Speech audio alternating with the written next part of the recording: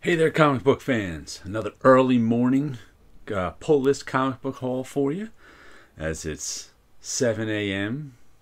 I was at the comic shop yesterday but was working all day, so didn't get to make a video. What did I pick up? One, two, three, four, six comics, I think it looks like, down there. I barely looked at them since I got them yesterday. But we'll start with our top of the printer comics. We've got Adventures on the Planet of the Apes, number 9. And this is an Alfredo Alcala cover. Usually I see him inking stuff like John Buscema on Savage Sword of Conan or something like that.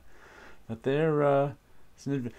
maybe he did this because I think these were reprints of the black and white magazines. So I wonder if he did some inking or artwork on those. I didn't even open it to look who did the inside. I'll have to do that. And here is Jack Staff, issue number 3. This is a Paul Grist comic. I always liked this, one of my favorites. That's Jack Staff in the middle there. He's a Union Jack suited superhero, I guess you'd call him. That Paul, I think there was a couple of series. I think there was like I don't know who published the first one, but I think Image did the second series. But I always liked this Jack Staff stuff, and I like Paul Grist's work in general, though I haven't seen anything by him in a while. Then let's see what I get. Here's one. Oh, let me show you. I also, this just annoyed me. I bought a new set of bags, putting the comic books in, but this plastic that it's in is so slippery that it's like I had my comics on top of it and I was trying to hold them and move them over here. All the comics slid off the top and landed on the floor. I was like, oh, they're not in mint condition anymore. But didn't get too wrecked. This is Santos Sisters number 7. What does that even say? Well, this isn't Ambar and Alana Santos, the Santos sisters. That's funny, Alana. I don't remember ordering Moriscos. I don't know what that means. But I've gotten an issue or two of the Santos sisters. It's not on my pull list or anything, but I just happened to see it in final order cutoff. And I was like, you know what? I can go for an issue of Santos Sisters. Why not? It's sort of an Archie Comics riff. Boy, this is really light paper. Psalms 19:1. Not quite sure what they're giving us a Bible quote. Santos Sisters, what time? And it's sort of adult, but not really adult, not in the pornographic sense, but I think it's supposed to be like a grown-up version of Archie. And then there's, because there they are, the busy bees drinking liquor in the back. But we'll see how, like I said, maybe I only have one issue of Santos Sisters. I can't remember. Then we have Precious Metal, issue number 4. This has been a terrific series with the Ian Bertram art. Darcy Van Polgeest is the right. Matter of fact, who does Santos Sisters? I didn't give you a creator on that. I don't know where the creator credits are. Well, I can't tell you who does Santos Sisters because I don't see it. Oh, well, there's a Santos Sisters Volume 1 you can get. But this is a prequel to their first series, Little Bird. And it's just this, I don't know how to describe this one. This sort of weird, mystical, maybe it's more fantasy. There's not really, maybe it's fantasy.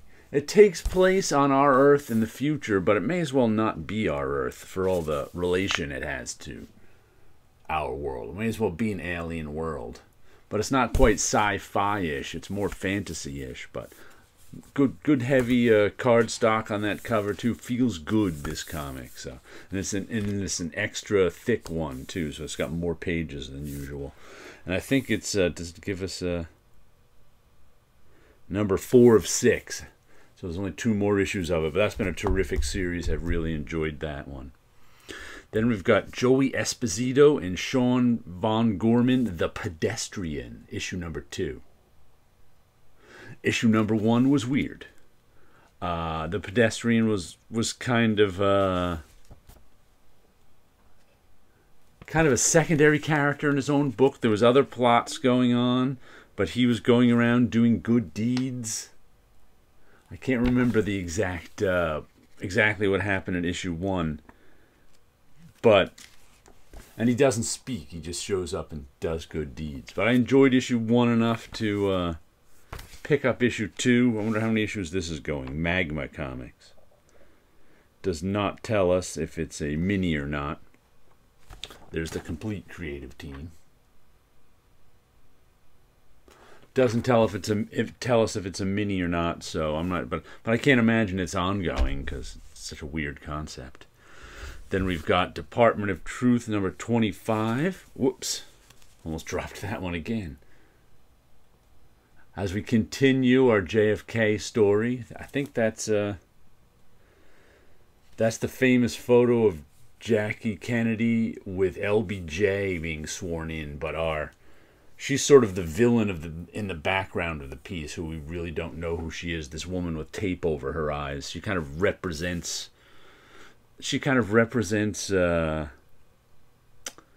opposition to the Department of Truth. This is by, who's this? James Tynion is our writer. James Tynion the fourth. The artist is Martin Simmons. Oh, and there's guest artists in this too. Jorge Fornes, Elsa Chartier, Tyler Boss, John J. Peterson, David Romero, Alan Simpson, Jordi Belair. I noticed as I flipped through, yeah, there's some different style art in there, so they must have people doing different pages for it. Looks like we have double page spreads of 60s stuff with different artist styles. So that's kind of cool. We'll check that out. Then we have Ain't No Grave, issue number 5. Is this the last issue, or do we have a 6th? Does it tell us? No, it doesn't. Let's see if we flip to the back. Does it give us a to be continued or an end? Sometimes I just like to glance at the end. So I guess this is the end of our story. It was a really big the end at the end. Scotty Young, Jorge Corona. Can't read everybody because they're under the... I've enjoyed the artwork on this, but the story a little bit less. It's just the story of a woman who, in the Old West, who's like left her outlaw life to become a mother, settle down and have a family. Then something happened. Now she's going off to find death, to fight death, in order so she and her kids could live or something. I don't remember.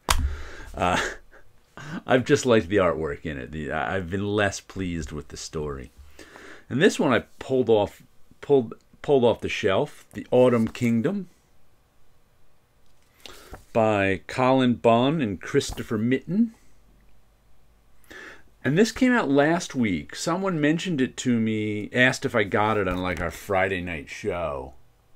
And I was like, oh, I didn't even know that one existed. I haven't read a ton of Colin Bunn stuff. But I picked it up and liked the artwork. So I said, you know what, I'll give it a shot.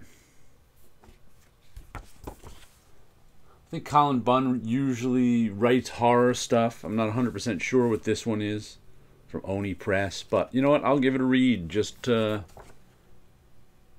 the heck of it. All right, what was that, 6? 1, 2, 3, 4, 5, 6. 6. For some reason, I can't remember the number 6 today. All right, now we'll show you a little bit of my artwork. What do we got for you? Dreams of Things 245. It looks like for this one... Oh, I got a little clip on them up here because they keep falling off. Now it's stuck in the clip. There we go. Lots of nice blue in that one. Let's see, the last one was this real complex one. This one stripped down to simpler with one figure in his long robe with people on his robe looking at us. And his background of pyramid and green mountains. And some blue mountains back there. Maybe there's some water in the air. I'm not sure. I like that sort of blue sunrise behind him with his two eyes, but strange. I like the way this one came out. I like the way the composition came out on this one in the color. Like I said, sometimes I'm looking at them again for the first time when I see them on screen as I make these, so it's kind of interesting for me. Yeah, I like that one. All right, there we go. Stick it back near its clip at least. A little bit of artwork, some comic books, and you guys have a good week out there.